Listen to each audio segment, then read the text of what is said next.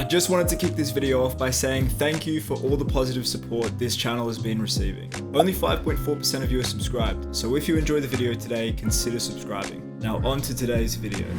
Firstly, shout out to Marias and Dwarashvili. I don't know how that fight was on the prelim. These high-paced fights are incredible, and that whole bantamweight division just looks unreal. But Herb should have stopped that fight far sooner in my eyes. Now the main card. Andrade and Calvillo kicked off the event, and damn did Andrade look dominant. A lot of these women just can't seem to handle the pressure that Andrade brings.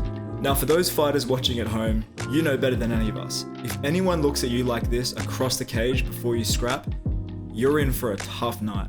She's fought so much top talent, and it's always awesome to see her fight. I'm surprised we didn't hear more from Blades and Rosenstrike in the build up to this fight. Rosenstrike is one of the hardest hitters in that division, but he just looks too slow against these top 5 guys. Blades looked good and did what he does, but that division's really starting to get pretty stagnant with Cyril Gane, Stipe and Jones all holding out for a title shot.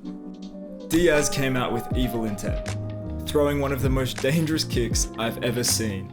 As a fan, it was a pleasure to see Diaz and Lawler back in the octagon in a historic rematch. 17 years ago, the two fought at UFC 47 and are 2 of the 3 fighters on that card, including Andrei Arlovski, still competing today. As fun as the scrap was, the 2 men are too old for modern day MMA, and it would have been a nice full circle way to round out their careers. Schevenko really needs to enter the GOAT conversation. I just watched her throw 8 strikes in 2 seconds, and it might be one of the fastest combinations I've ever seen. Lauren Murphy showed up and did what she could, but currently Schevenko is just leagues above the other strawweights. And like everyone else at home, I really was hoping she'd call out Amanda Nunes because it's about time that 3rd fight happened. I'm curious to know where you think Schevenko would stack up against the male strawweights. Let me know what you think in the comments below. Now for the main event. Obviously, as an Aussie, I was backing our boy, and he came through in an instant classic. Volkanovski kept the pressure going through the whole fight. He really does bring the fight to you, and he might be right when he says he's the best at mixing it up in modern MMA. And as for Ortega, most fighters would have quit in that 3rd round. Yet, as a Volkanovski supporter, he had me worried in the 5th round. His submission game is one of the best in MMA. The instincts to dive on that guillotine were incredible, and he would have won that fight against almost any other featherweight there and then.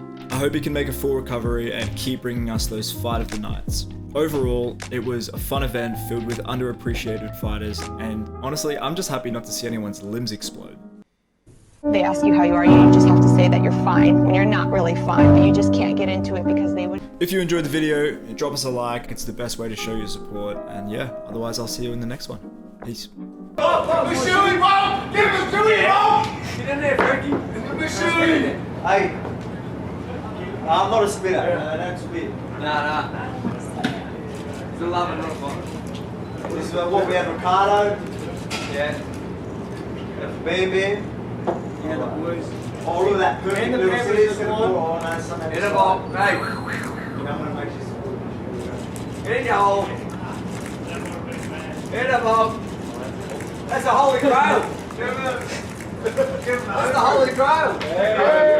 Hey. Best, see that? A lot of drop outside.